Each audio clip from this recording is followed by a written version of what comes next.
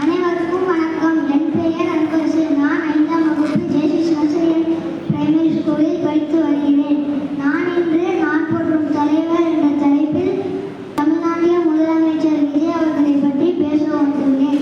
விஜய் அவர்கள் 1974ஆம் ஆண்டு ஜூன் 22ஆம் தேதி சென்னையில் பிறந்தார். விஜய் அவர்களுடைய தந்தை பெயர் பிரபல இயக்குனர் எஸ்.ஏ. சந்திரசேகர், தாயார் பெயர் சோபா சந்திரசேகர். அவர்கள் தமிழ் சினிமாவில் ஒரு பெரிய நடிகராக இருந்து கோடிக்கணக்கான ரசிகர்களின் அன்பை பெற்றார்.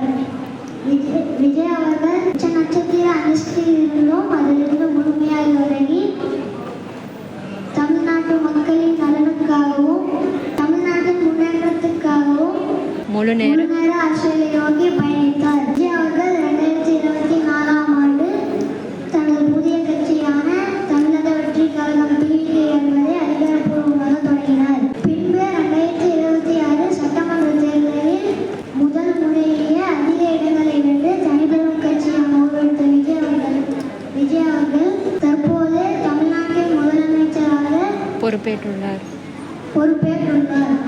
பிறப்புக்கும் எல்லா உயிருக்கும் என்ற சமத்துவ கொள்கையுடன்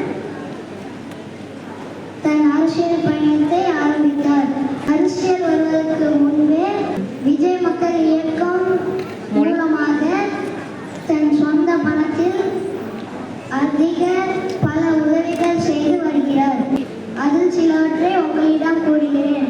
10-12ஆம் வகுப்பு வெற்றி பெற்ற மாணவர்களுக்கு உயர்கல்வி நிதியுதவி வழங்கினார். ஏழை மக்களின் பசியை போக்கினார். முதியோர் இல்லம் மற்றும் ஊனமுற்றோர்களுக்கும் உதவினார். இலவச நூலகங்கள் தொடங்கினார். பேரிடர் காலத்தில் மக்களுக்கு உணவுப் பொருட்களும் நிதியுதவியும் வழங்கினார். ஏழை பெண்களை திருமணத்திற்கு உதவினார் மற்றும் இன்னும் பல.